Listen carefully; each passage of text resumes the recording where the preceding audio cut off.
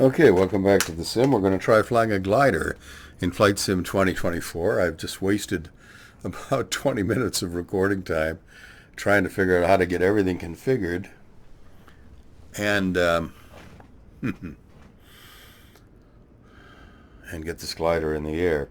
It kept wanting to put me at 2 o'clock in the morning UTC time, which made it quite dark here, and it's very hard to fly an Aerotow in the dark.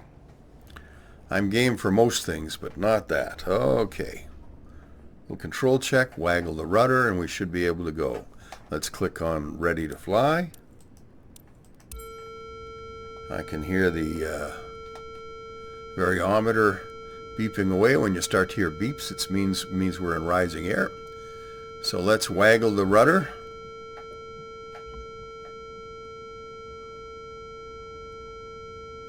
Huh.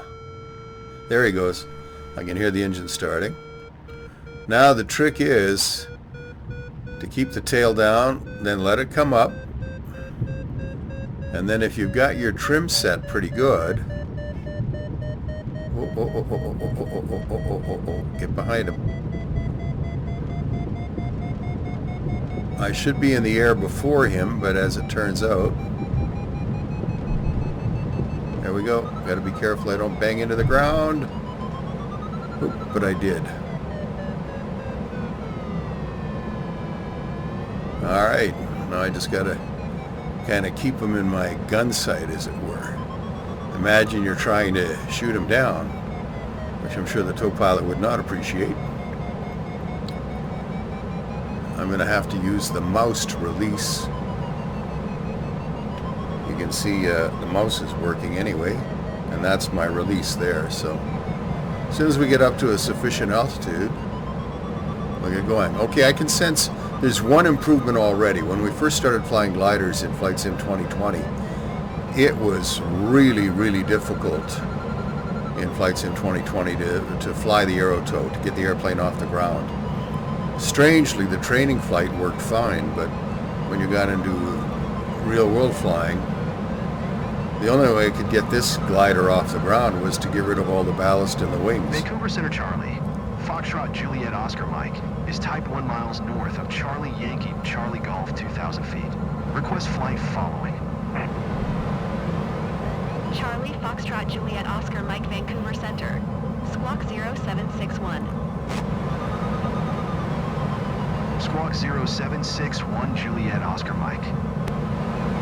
I just kind of keep my nose pointed at its outside wing to keep Juliet the... Oscar Mike radar contact 2 miles north of Charlie Yankee Charlie Golf 2,300 feet.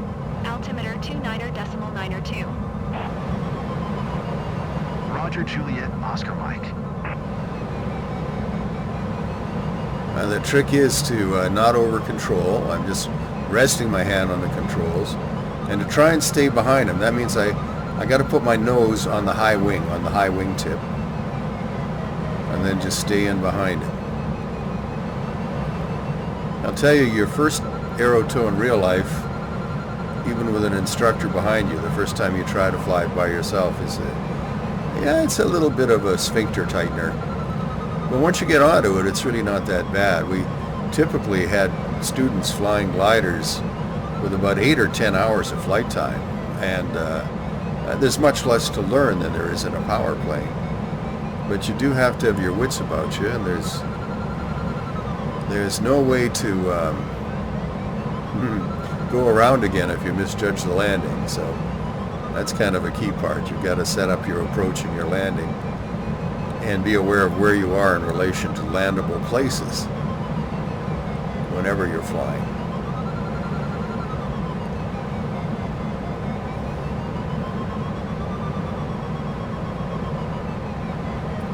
The tow plane will waggle his wings when he wants to get rid of me.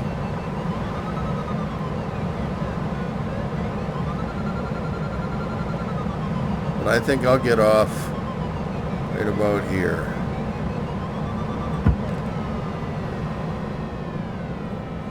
Now he should turn left. I don't know if he's going to. I'll turn right.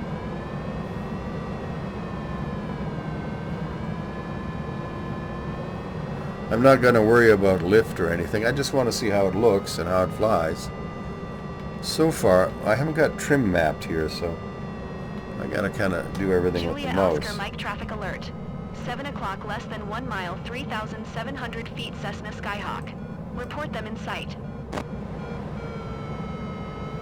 Juliet Oscar Mike traffic in sight.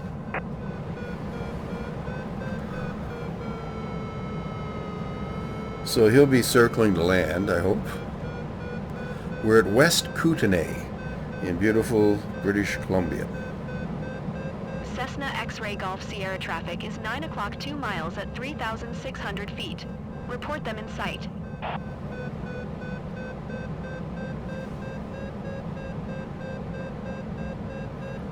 We're going to just do a field cross here. Cessna X-Ray Golf Sierra heavy in sight.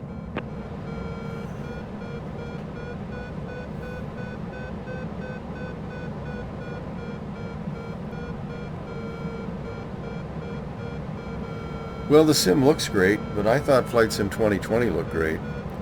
I've got settings in Steam Graphics to balanced, and I've got NVIDIA Super DLSS set for balanced too. So I mean, you can use higher graphic settings if you have a 4090 and a faster computer, I'm sure.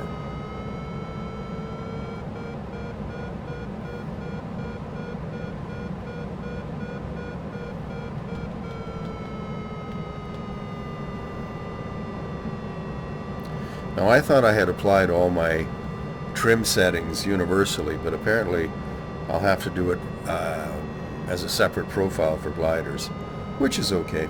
Makes sense. So we're in rising air here. I don't really want to be in rising air. I want to land, but that's okay. We'll fly through the lift, find some sink. If there's lift on one side, there must be sink on the other. Sure is pretty, huh? In reality, I'd be too scared to fly in the mountains. I've never had any training for mountain flying in a glider. And there's a lot of ways to mess it up. You know, you want to make sure you're on the right side of the slope for the wind. You want to fly on the side of the slope where the wind is hitting it, not the side where it's coming over and dropping down.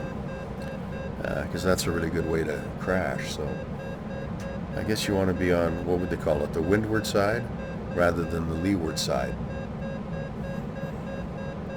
But I'm going to pull some spoilers out here.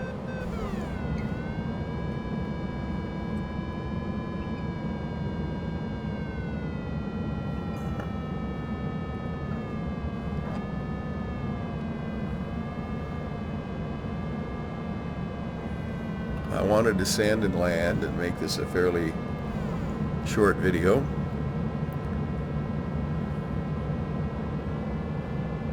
I'm certain that for some of you listening to me ramble on, it already feels too long.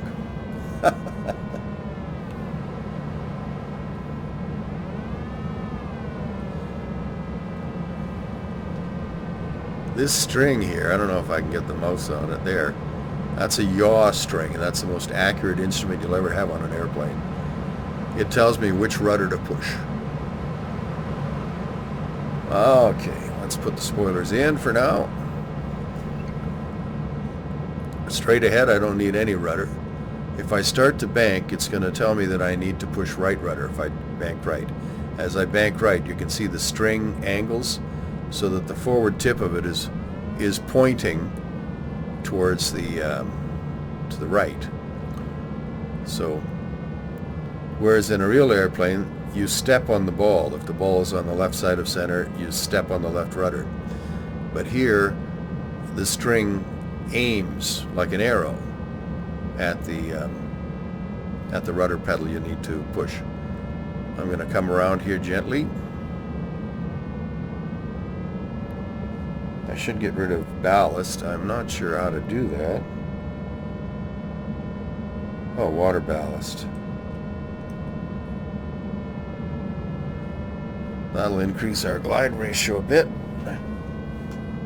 And we'll push the rudder in so we can make the runway. A lot of trees in front of this runway, which make me nervous. Alright, I think we've got the runway made, so I'll go to a half spoiler landing and get rid of some altitude. Having half spoilers is like having a little energy in the bank. If I start to land or descend too quickly, I can push the spoilers back in.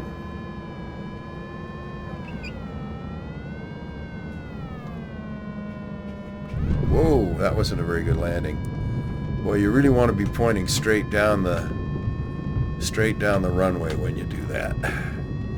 Now the rudder is going to become less and less effective, but it'll be the last control to lose effectiveness. It's just you've got to kind of... I'm just going to try and steer off here if I can. Just steer off onto the grass. Can't think of anything better to do. I don't think the brake's working very well. Let's close our ballast. Okay, so there you have it, sports fans. That's our first flight in a glider in Flight Sim 2024. And it was better than I expected, although I did have some issues getting it set up, getting it working. But once we got in the air, it seemed to fly okay. And the ground detail looks good. I mean, everything looks good. It's not the order of magnitude better that I thought it would be over Flight Sim 2020, but it's definitely better. And yet the glider is maybe easier to fly. I'm going to have to check my settings. I think it's set for realistic, but we'll find out. We'll figure it out as we go, right? Together we figure it out. So let's go to the main menu.